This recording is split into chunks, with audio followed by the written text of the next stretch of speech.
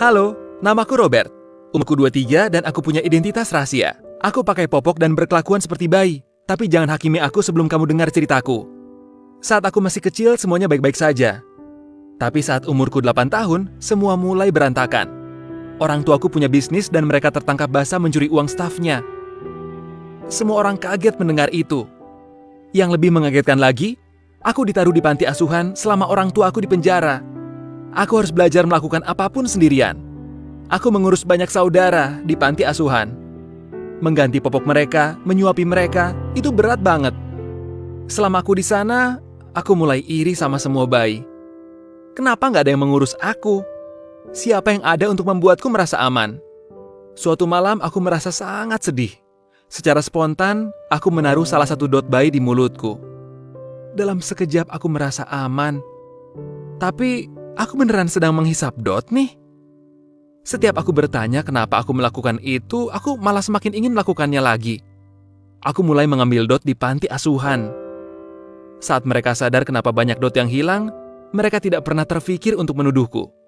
Saat aku masuk kuliah, aku diam-diam membawa dot ke kampus dan duduk di kamar mandi untuk menghisap dot itu. Setiap aku takut, aku langsung ke kamar mandi dan menghisap dot. Lama-kelamaan itu saja tidak cukup. Aku mulai memakai celemek bayi. Aku mulai membayangkan diriku sebagai bayi. Diurus, ditimang, semuanya. Itu satu-satunya waktu di mana aku merasa tenang dan tentram. Saat itulah aku bertemu dengan Bridget. Dia adalah perempuan pertama yang suka padaku. Dan aku berbunga-bunga setiap ada di dekatnya. Akhirnya kami pun pacaran dan hubungan kami semakin serius.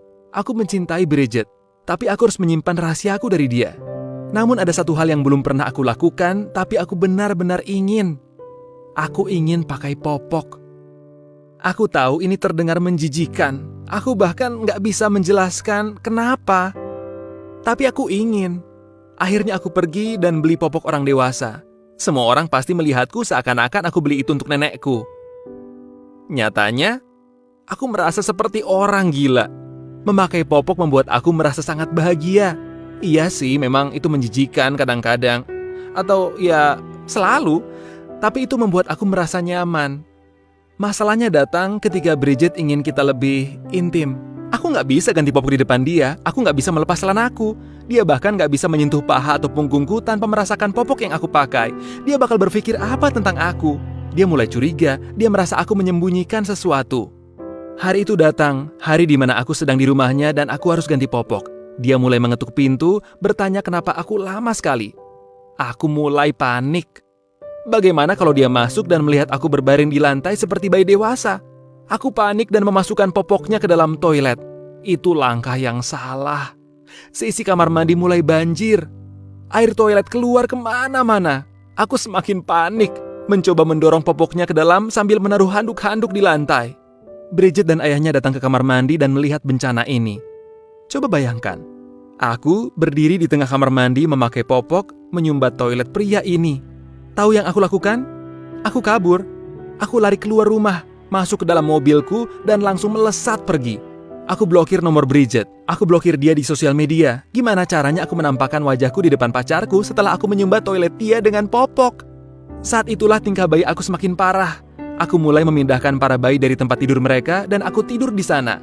Lalu aku bangun sebelum yang lain bangun dan aku kembalikan mereka ke kasur. Aku mencuri kasur dari bayi. Aku merasa malu dan jijik pada diriku sendiri. Tapi aku gak bisa berhenti. Saat itulah aku mulai mencari tahu tentang kondisiku.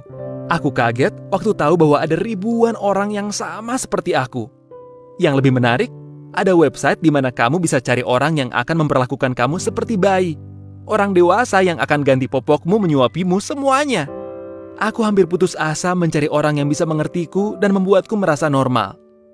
Jadi, aku post iklan secara anonim. Seorang perempuan menjawab dan meminta untuk bertemu di sebuah motel. Aku benar-benar gugup. Aku menunggu di kamar, memakai celemek, menggigit dot, penuh keringat. Gimana kalau ini penipuan? Saat seseorang mengetuk dan aku membuka pintu, aku langsung tahu ini tipuan. Bridget berdiri di depan pintu. Aku langsung menangis memohon padanya untuk tidak memberitahu siapapun. Saat itu aku baru sadar kalau Bridget sama kagetnya. Dia bukan datang untuk menipuku. Dia bahkan gak tahu kalau itu adalah aku. Bridget bilang kalau dia berusaha menghubungiku, bahwa aku tidak perlu malu. Dia pikir aku punya suatu kondisi tertentu. Dan ternyata memang iya. Dia ingin mengurus orang, dan aku ingin diurus. Aku dan Bridget mulai berbicara tentang masa kecil kami. Dia membuatku sadar bahwa aku akan terus begini sampai aku bisa mengatasi ketakutanku karena ditinggalkan saat kecil. Aku dipaksa untuk menjadi dewasa terlalu cepat.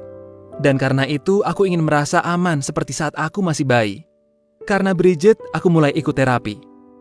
Bukan artinya aku langsung berhenti total. Aku dan Bridget pun berteman. Kami saling menyimpan rahasia masing-masing. Kadang Bridget memainkan peran sebagai pengasuh, dan aku berperan sebagai bayi, lalu dia mengurusku. Pada akhirnya, kami berharap bisa dapat bantuan yang kami butuhkan untuk merasa aman lagi. Hingga saat itu datang, aku sangat beruntung bisa menemukan orang yang mengatasi semua ini sama sepertiku.